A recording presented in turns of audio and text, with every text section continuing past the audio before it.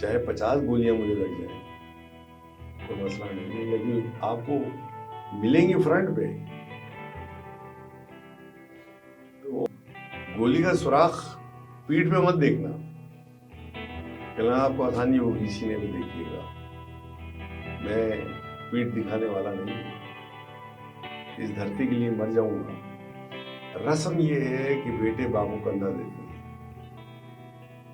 जवान बेटे की लाशों को उठाना और उसको कंधा देना बाप का दुनिया का मुश्किल तरीन लम्हा है, दुनिया का मुश्किल तरीन टाइम है जिस वक्त ये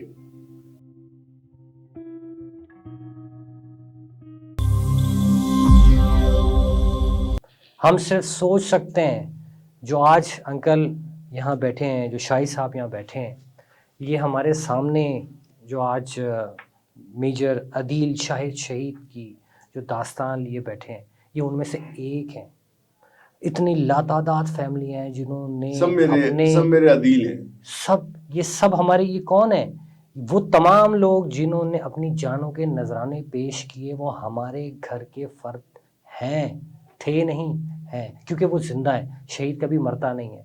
ये जो जज्बा है ना, ये जो पाकिस्तानियों को, जो जैसे कि अदील शहीद साहब, जो इनके वालिद साहब, जो जज्बा इस वक्त ये लिए बैठे हैं कि आज भी अगर पाकिस्तान को ज़रूरत पेश आए तो अपना लहू का एक एक कतरा इस पर निछावर के लिए तैयार हैं। और मैं समझता हूँ कि पाकिस्तान के हर शख्स में ये जज्बा मौजूद है। हमारी कुछ ऐसी ताकतें हैं जिन्हें आपस में एक दूसरे के साथ कोलैप्स किया गया है और जानबूझ के एक दूसरे के साथ लड़ने के लिए आमादा किया जाता है। ये जो 5th जनरेशन वॉर है, ये क्या है? ये आपस में यानी 1 to 1 खड़े होकर लड़ाई नहीं होती। ये आपको मेंटली तौर पर तैयार किया जाता है कि how to react with others. आपको एक दूसरे के मुखालिफ खड़ा किया जाता है। मैं इस हवाले से अब शाह जो इस वक्त हमारे स्टूडियो में मौजूद हैं, मिस्टर सैयद शाहिद हुसैन ज़री साहब, मैं इनका बहुत बहुत शुक्रगुजार हूँ। और इसके साथ साथ आज मैंने जैसे अब शुरू में बताया था कि इस हवाले से जो सैयद शाहिद हुसैन ज़ैदी साहब ने, इन्होंने एक बुनियाद डाली शहीद शोहदा फाउंडेशन के नाम से। ये मंसूब है मेजर अदील शाहिद शहीद से, और इस हवाले से ये फाउंडर भी हैं और इसके चेयरपर्सन भी हैं। आइए इस हवाले से जानते हैं। सर, ये बताइएगा कि ये जो फाउंडेशन है, शोहदा फाउंडेशन, ये कब बुनियाद इसकी रखी गई, और इस हवाले से जो आपकी एक्टिविटीज़ है, जो मेजर एक्टिविटीज़ हैं, आपको ऐसा क्या फील हुआ था कि आपने इस शोहदा फाउंडेशन की बुनियाद डाली? सर, शोहदा फाउंडेशन का पूरा नाम है शोहदा फाउंडेशन शहीद मेजर अदील शाहिद मेमोरियल। माशाल्लाह। अच्छा, अब मामलात ये हैं कि अदील सिर्फ मेरा बेटा नहीं था, वो इस पूरी कौम का बेटा था। ऐसे ही जितने शोहदा अभी तक हैं, गुजरे हैं हमारे, और जितने फौजी शहीद हो रहे हैं, ये सब मेरे बेटे हैं। हमारा एक शुरू में तो बड़ा मैं वो था कि सिर्फ अदील के नाम से करें, लेकिन बाद में मेरी 1-2 जर्नैल से बात हुई। उन्होंने कहा कि आप इसका कैनवास बड़ा करें और सारे शोहदा के बारे में बात करें। मुझे इस बात का एहसास हुआ कि हम तमाम शोहदा के लिए बात करें। ये एक वेलफेयर ऑर्गेनाइजेशन है और इसमें जहां हम वेलफेयर कर रहे हैं वहीं साथ साथ हम फोर्सेस की बात करते हैं कि जो लोग इमेज खराब करने की कोशिश कर रहे हैं उसको हम सही रोशनी में बता सकें। दुनिया की सबसे कीमती चीज इंसानी जान होती है, इससे ज्यादा कीमती कोई चीज नहीं है। ऑब्वियसली आप तसव्वुर करें कि एक शख्स जिसको पता है कि मेरी जान आगे चली जाएगी लेकिन मेरे मुल्क का नाम रहेगा, मेरी ज़मीन नहीं जाएगी, इस पे कोई कब्जा नहीं कर सकेगा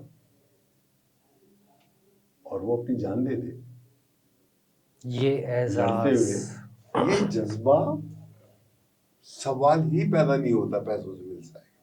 कोई नेमो बदल ही नहीं है। इसका कोई नेमल बदल नहीं है। यही वजह है कि मैं कहता हूँ कि पाकिस्तान में जब तक पाकिस्तान फोर्सेस हैं, पाकिस्तान कायम है। पाकिस्तान फौज की वजह से है और फौज पाकिस्तान की वजह से है। इसके साथ अंकल मैं एक सवाल करूंगा आपसे। इस वक्त पॉलिटिकली मैं किसी को क्रिटिसाइज नहीं कर रहा हूँ, मैं किसी पे सवालिया निशान नहीं लगा रहा हूँ, लेकिन प्रोपेगेंडा किया जाता है पाक फौज के बारे में। ये कहा जाता है कि उसमें करप्शन है, उनके निगेटिव पहलू को बताया जाता है। इस हवाले से क्योंकि जो इस वक्त आप जो इस वक्त आज यहाँ के स्टूडियो में बैठे हैं, और मैं अपने देखने वालों को ये बताना चाहता हूँ कि आप ये सोचें कि अगर हमारे घर का फ़र्द यानी आपका बेटा, आपका भाई, आपका बच्चा अगर अपनी जो जान है वो इस सरज़मीन पाकिस्तान पे निछावर कर चुका हो, आपकी जो सोच है ना वो उस वक्त उससे मैच ही नहीं कर सकती जब तक आपके घर का फ़र्द ना हो। ये तमाम जवान, तमाम वो शहीद हमारे घर के फ़र्द हैं। अगर आप सोचें तो आपको असलियत पता चलेगी। ये जो सरज़मीन पाकिस्तानी जो ख़ाक है, हमारे मुल्क की जो ख़ाक है, सरज़मीन जो कहा जाता है ना, वो जो सरज़मीन है, ये हमारे शहीदों की मरहून मिन्नत है। आज हम और आप सुकून से घरों में सो रहे हैं, इनकी बदौलत है। तो शाहिद साहब ये बताइएगा कि ये प्रोपेगेंडा जो किया जा रहा है कि ये फ़ौज ख़राब है, फ़ौज करप्ट है, फ़ौज करप्ट है, इसमें क्या सदाकत है? देखिए जी, पूरे पाकिस्तान में बेइंतहा ऑर्गेनाइजेशंस हैं सरकारी, उसमें वाहिद एक फौज है जो डिसिप्लिन्ड अदारा है, जिसके ऊपर किसी को कोई एतराज नहीं हो सकता, ना है। बेशक। ये सब प्रोपेगेंडा है। देखिए, एक शख्स अगर कोई रिटायरमेंट के बाद कहीं लग जाता है और सपोज वो कोई गड़बड़ कर लेता है, तो दूसरी तरफ तो 90% लोग गड़बड़ कर रहे हैं ना। उसको आप यू कांट से कि दिस इज पाक आर्मी, नो नेवर, ऐसा नहीं है। ये फिर अगेन वही टूल है जो 5th जनरेशन वॉर के लिए यूज होता है। ये अगेन उसको एग्रेवेट करने की, उसको मजीद खराब करने की कोशिश है। और ये कोशिश सिर्फ यहाँ के लोग नहीं कर रहे, ये इंटरनेशनली मूवमेंट्स होती हैं। देखें, आपके मामलात इंडिया से ये सही नहीं है। 47 से अब तक तो सही नहीं है, क्योंकि वो दिल से उसने इस तकसीम को माना ही नहीं है। हमें 2 हिस्सों में बांट दिया गया, उसमें भी इंटरनेशनल सारे मामलात थे। आप कहते थे कि जनाब वो 7th फ्लीट आ रहा है अमेरिका का, वो संभाल लेगा, वो बेचारा कभी नहीं आया। उसमें भी मामलात जो हैं वो फौज की मेन गलती नहीं है। अगर आप उसको बड़े कंसंट्रेट करके पढ़ें तो उसमें पॉलिटिशियंस भी हैं। उसमें हमारी इतनी फौज भी नहीं थी वहाँ पर, यानी अपने से कोई 20 गुना ज़्यादा, यानी रेशियो जो अगर आप निकालें तो इंडिया की फौज थी। हमारे मामलात में खाली इंडिया नहीं है, इजराइल भी है, अमेरिका भी है, और बड़ी पावर्स जितनी होती हैं वो अपने अपने मफादात की खातिर वो कुछ ना कुछ एक्टिविटी करते रहते हैं। तो अल्हम्दुलिल्लाह हमारी फौज करप्ट नहीं है। मैं 5th जनरेशन वॉर के गलबे में नहीं हूँ, मैं 5th जनरेशन वॉर लड़ रहा हूँ। इनफरादी तौर पे भी रहा हूँ। जिन लोगों के दिमाग में ये बात होती है, मैं अपने सर्कल में देखता हूँ, अपने दोस्तों में देखता हूँ, अपने दोस्तों में देखता हूँ। शादी की गैदरिंग में जाता हूँ या किसी और गैदरिंग में जाता हूँ, ये जरूर नोट करता हूँ कि किसका जहन कैसा है और उसको वहीं इस्लाह करने की कोशिश करता हूँ। और इसको हम ग्रुप्स के अंदर भी करते हैं कि 10 लोगों को चाय पे बुलवा लिया,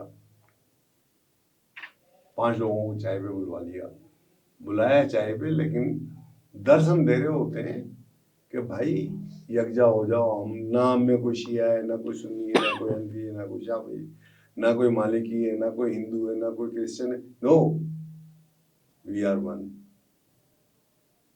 the moment we are one, आप तसव्वुर नहीं कर सकते कि पाकिस्तान कितना ताकतवर है।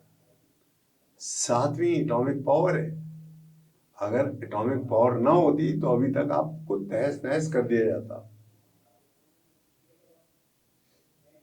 5th जनरेशन वॉर में बाकायदा ऐसे जंगें नहीं होती हैं कि तोप चल रही है, वहां से उन्होंने यानी कोई और एयर अटैक कर दिया। नहीं, इसमें तो जहन के ऊपर गलबा पाना और अपनी सोच दूसरे के दिमाग में ठूस देना और अपने नापाक अज़ाइम को हासिल कर लेना, ये है इसकी एक्टिविटीज।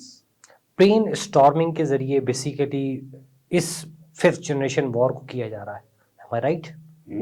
बिल्कुल बिल्कुल ऐसे ही है। देखिए, इसमें अरबों रुपए खर्च हो रहे हैं। इंडिया के भी हो रहे हैं, इजराइल के भी हो रहे हैं, और 2 एक मुल्कों के नाम नहीं लेना चाहता, उनके भी हो रहे हैं।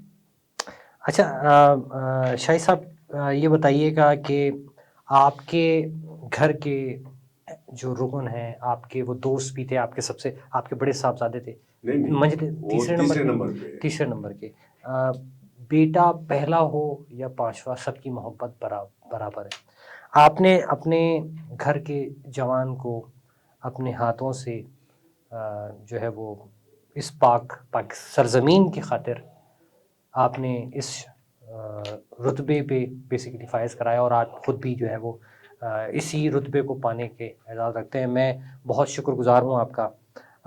पाक फ़ौज ने इनके एजाज़ में मैंने जो इस वक्त मेरे सामने जो हिस्ट्री है, मेजर अदील शाह शहीद के एजाज़ में 2 ब्रिजेस जो हैं वो पाकिस्तान में कराची में है। इस हवाले से बताइएगा कि क्या एजाज़ात से नवाजा गया, ताकि हमारी वो जो जनरेशन है जो समझती है कि शहीद जो है वो सिर्फ़ और सिर्फ जो है वो एक घराने के थे, एक घराने के नहीं थे। वो घराने के तो थे, लेकिन उनके एजाज़ में आज भी आप बताइएगा सर कि क्या क्या उनकी जो आउटपुट थी, सर्विसेज थी, डिवोशन थी, उस एजाज में उसको तमगा बसालत मिला माशाल्लाह।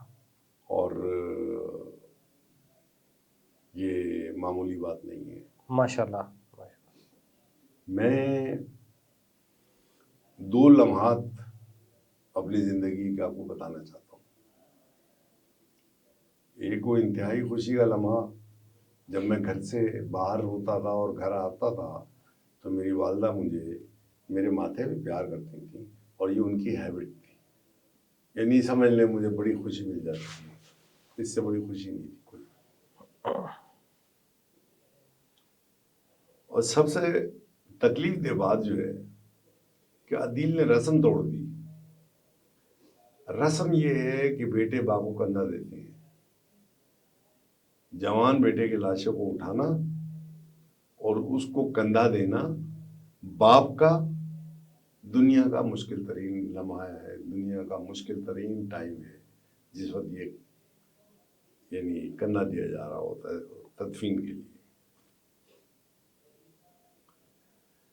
शहादत का रुतबा पाना ये बेइंतहा सर फख्र से बुलंद हो जाता है। हम अदील की बातें याद आती हैं। वो कहता था, पापा जब भी शहीद हूं तो गोली का सुराख पीठ पे मत देखना, कहना आपको आसानी होगी सीने पे देखिएगा। मैं पीठ दिखाने वाला नहीं हूँ। इस धरती के लिए मर जाऊंगा, चाहे 50 गोलियां मुझे लग जाएं, कोई मसला नहीं है, लेकिन आपको मिलेंगी फ्रंट पे। तो बेइंतहा सोशल था, किसी को तकलीफ में नहीं देखता था, यानी किसी को भी जो उसके बस में होता था वो उसके लिए करता था।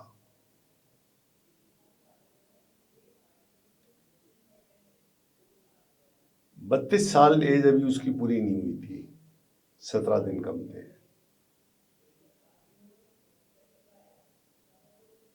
मैं ये कहता हूँ कि अगर अदील जैसा जज्बा पाकिस्तानी नौजवानों में आ जाए तो पाकिस्तान में इनकलाब बर्पा हो जाए।